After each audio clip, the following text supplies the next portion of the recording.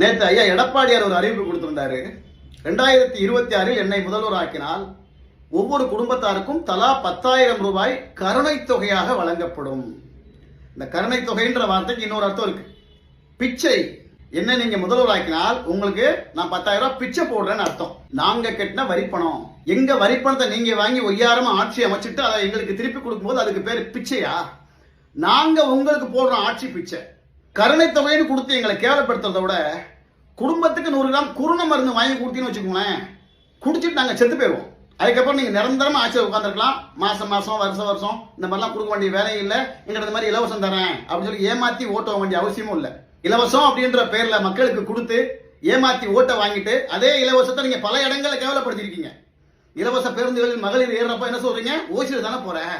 உங்கள்கிட்ட யாரையா இலவசம் கேட்டது? இலவச அரிசி கேட்டமா, இலவச பேருந்து கேட்டமா, மகளிர் நிவாரணம் கேட்டமா, வெள்ள நிவாரணம் கேட்டமா, கருணை தொகை 10,000 நான் கேட்கல.